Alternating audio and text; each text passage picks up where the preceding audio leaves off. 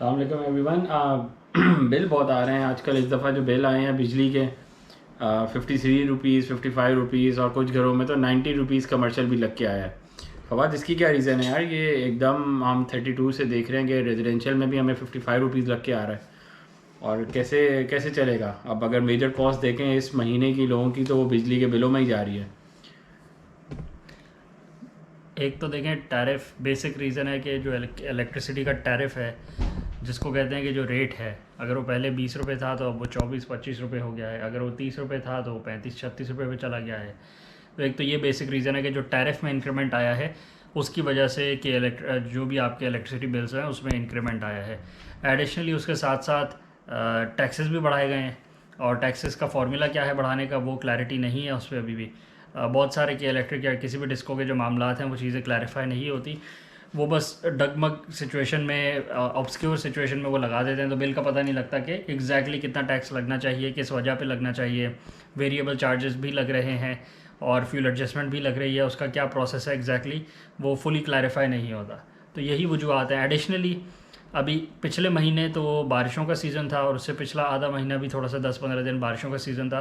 तो अभी तो फुल इफ़ेक्ट, फुल जो गर्मी का एक इफ़ेक्ट आता है कि कंजम्पशन जो होती है वो भी फील नहीं हो रही। तो इसके बावजूद कि पिछला महीना ठंडा था निस्बतन, अगर मई से कंपेयर करें तो उसी में इतने बिल आए हैं। तो आगे जाके फिर क्या बनेगा सितंबर में और अक्टूबर में? अगर गर्मी ज़्यादा पड़ेगी तो फिर सितंबर में क्या बनेगा? तो बिल्स तो ऊपर ही जा रहे हैं। और बेशक वो रेजिडेंशियल कंज्यूमर हो या कमर्शियल कंज्यूमर हो या वो इंडस्ट्रियल कंज्यूमर हो, बिल सबके बहुत मैसिवली इंक्रीमेंट किया है और अब लोगों से बर्दाश्त नहीं हो पा रहा क्योंकि उनके बजट्स आउट हो रहे हैं। अच्छा, एक बात आपने नोट करी है कि जो मीडियम एंटरप्राइजेज है ना, हॉस्पिटल्स वगैरह हैं, जो टेक्सटाइल मिल्स वाले हैं, फ्लावर मिल्स वाले हैं, अब उन लोगों के लिए इतना मुश्किल होता जा रहा है कि उनके बिजनेस की वायबिलिटी ख़त्म होती जा रही है सिर्फ इस बिजली की कॉस्ट की वजह से। बिल्कुल ऐसे ही है, क्वेरीज बढ़ती जा रही हैं। क्वेरीज बढ़ती जा रही हैं और क्वेरीज में यही है कि हमारी जो प्रॉफिटेबिलिटी है वही ख़त्म होती जा रही है बिज़नेस की। तो we have no other option, कुछ सोलर लगवाएं, इसको कोई बिजली का बिल कम करें ताकि एटलीस्ट हम अफोर्ड कर सकें इस मार्केट में। देखें, वो बिजनेसेस जो एनर्जी इंटेंसिव नहीं है, जिनका 50% से या उससे ज़्यादा का एनर्जी का इनपुट नहीं होता उनके ओवरहेड्स में, उन पे भी अब इफेक्ट आ रहा है। कि एक हॉस्पिटल है तो hospital is not an energy intensive institution. उसमें ज़्यादातर जो पैसे हैं, जो रिसोर्सेज हैं, वो सैलरीज पे जाती हैं या वो सर्विसेज या वो मटेरियल्स पे जाती हैं। बट उसमें एनर्जी का इतना इनपुट नहीं होता। टेक्सटाइल मिल होती है, उसमें एनर्जी का इनपुट होता है।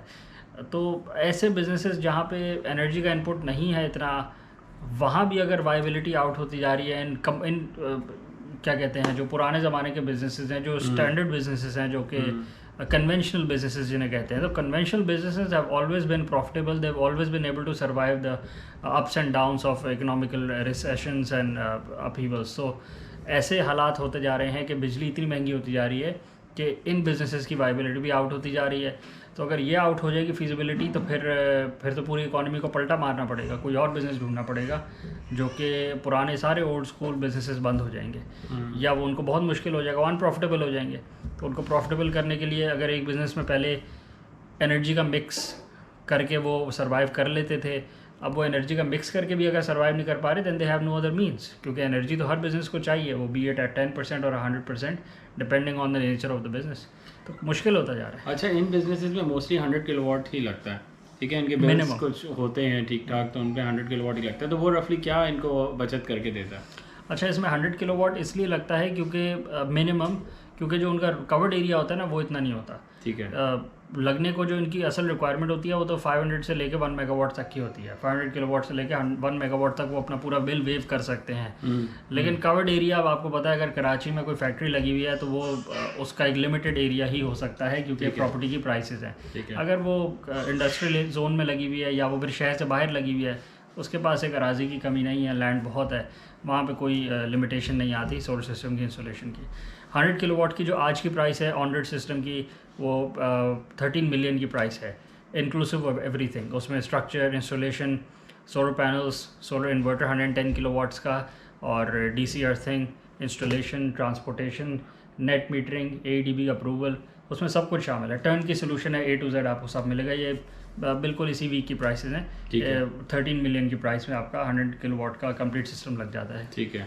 कितने यूनिट प्रोड्यूस करता है ये? इन अ मंथ जो 100 किलोवाट का सिस्टम है वो 14,400 यूनिट प्रोड्यूस करेगा मैक्सिमम।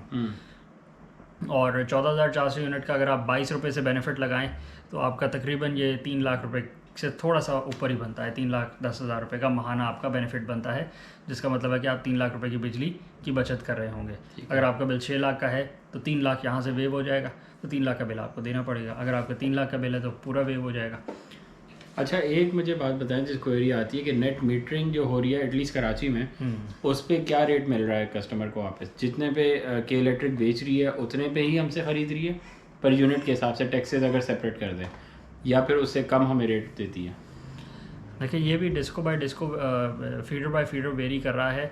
बहुत से लोगों को एग्जैक्टली वही रेट मिल रहा है जिस पे वो ख़रीद रहे हैं। ठीक है। कुछ लोग 20 रुपये की ख़रीद रहे हैं के इलेक्ट्रिक से, और के इलेक्ट्रिक भी उनसे 20 रुपये की ही ख़रीद रहा है। ठीक है। और कुछ लोग हैं जिनका फ़र्क आ रहा है कि उनको ख़रीदार जो ख़रीद रहे हैं वो 26 रुपये की ख़रीद रहे हैं, उनको जो नेट मीटर का बेनिफिट आ रहा है वो 22 रुपये का आ रहा है। तो ये भी वंस अगेन ये जो रूल्स हैं सारे, ये क्लैरिटी नहीं है, इसमें ट्रांसपेरेंसी नहीं है, ये एग्जैक्ट रूल्स नहीं है। आप जाके नहीं पता करा सकते कि आपको क्या रेट मिलेगा कल को आपके एरिया में।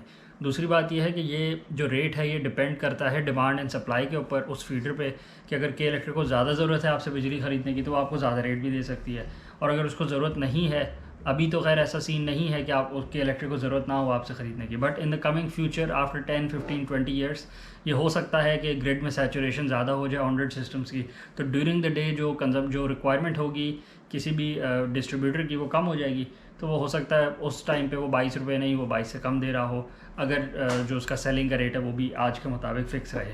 तो ये सब कुछ डिमांड एंड सप्लाई पे वेरी करता है।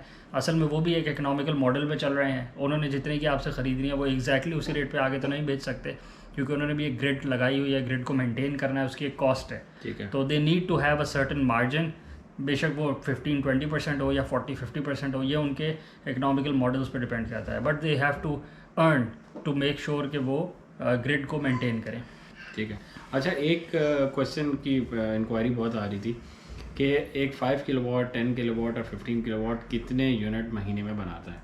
ये इसलिए भी मैं पूछना चाह रहा हूँ कस्टमर्स के लिए क्योंकि बहुत सारे कस्टमर्स के पास लगे हुए हैं पुराने सिस्टम और वो प्रोडक्शन पूरी नहीं कर रहे। सही है। और उनको पता भी नहीं चल रहा कि वो प्रोडक्शन पूरी नहीं कर रहे। बिल्कुल। तो उन्होंने पैसे भी लगाए हुए हैं, उन चल भी रहा है, पर उनके बिल फिर बहुत आ रहे हैं। अब जब दोबारा आप उनकी साइट विजिट करने जाते हैं तो फिर आपको पता चलता है कि एक 10 किलोवाट का सिस्टम ये तो सिर्फ 5 किलोवाट बना रहा है। तो just for the sake of information लोगों को पता होना चाहिए कि उनका एक 10 किलोवाट का सिस्टम कितने यूनिट प्रोड्यूस कर रहे हैं, तो वो अपनी ऐप के थ्रू देख लें या अपने मीटर के थ्रू देख लें। सही। तो आप ज़रा इसको डिस्क्राइब करेंगे कितने यूनिट बनाता है? 5 किलोवाट का ऑन-ग्रिड सिस्टम जो है वो 700 unit in a month produce करेगा।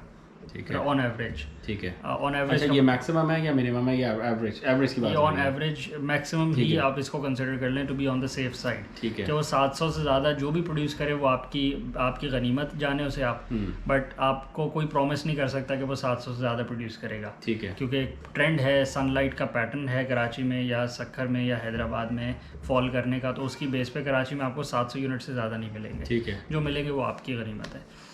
दूसरा, इसके साथ साथ जब 10 किलोवाट पे आप जाते हैं तो 10 किलोवाट में आपको मैक्सिमम यूनिट से मिलेंगे वो 1400 यूनिट मिलेंगे इन अ मंथ। 1400 यूनिट लेस से लेकर 1450 units, 1450 units in a month मिलेंगे। ठीक है। अब इसके बाद पे चले, आप 700 के फैक्टर से बढ़ाते हैं। ठीक है। हर 5 किलोवाट को आप 5 किलोवाट की इंस्टॉल्ड कैपेसिटी को आपको 700 यूनिट प्रोड्यूस करके देने चाहिए। तो अगर आप 10 लगवाएंगे तो 700 टाइम्स 2 1400 हो गए। अगर आप 15 लगवाएंगे तो 700 times 3 which is 2100 units in a month. आप 20 किलोवाट पे जाएंगे तो आपको 700 टाइम्स 4 हो जाएगा, 2800 यूनिट्स इन अ मंथ हो जाएंगे। ठीक है। तो आप स्केल अप करते जाएं। इसी तरह जब आप 100 किलोवाट का सिस्टम लगवाते हैं तो वो 14,400 यूनिट रफली प्रोड्यूस करेगा इंशाल्लाह इन अ मंथ। ये अब डिपेंड करता है कि क्लाउडीनेस तो नहीं आ गई। अगर क्लाउडी नहीं होगा और आपने panels once every 10 days wash कर लिए होंगे तो ये प्रोड्यूस कर देगा जो 700 expected units in a month है, ये प्रोड्यूस करता है। इसमें इशू ये आ सकता है कि आपका जो इंस्टॉलेशन है वो सही नहीं की गई। उसकी 3-4 वजूहत हो सकती हैं। एक तो ये कि शैडो आ रहा हो, साइड वॉल्स का शैडो हो, दरख्तों का शैडो हो, बिल्डिंग्स का शैडो हो। तो किसी भी शैडो के वो शैडो ये भी हो सकता है कि थ्रू आउट द डे ना हो, वो पूरे डे में 1 घंटे के लिए हो, क्योंकि सन भी मूव करता है। तो इस वजह से आपका जो प्रोडक्शन है वो पूरी नहीं हो रही। उसके साथ साथ और वजूहत भी हो सकती हैं कि जो एंगल है पैनल्स का वो ठीक ना हो। तीसरी बात ये कि पैनल्स क्लीन ना हो। चौथी बात ये कि जो वायर का गेज है वो कम लगाया गया हो, तो वायर्स ओवरहीट कर रही हों तो जो लाइन लॉसेज हैं वो बढ़ जाएं।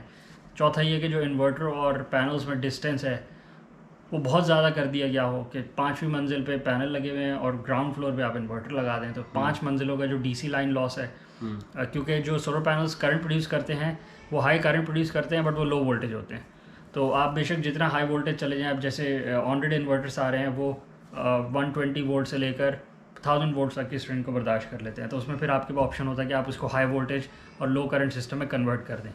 बट जो हाइब्रिड इन्वर्टर्स हैं या फिर जो शुरू में आते थे MKS इन्वर्टर्स आते थे वो 120 वोल्ट्स पे कन्फिगर होते थे, तो वो फिर हाई करंट इन्वर्टर्स होते। तो again it depends on the brand and the inverter that you go for कि उसकी कन्फिगरेशन क्या है, तो उसको किस तरह इंस्टॉल किया जाए।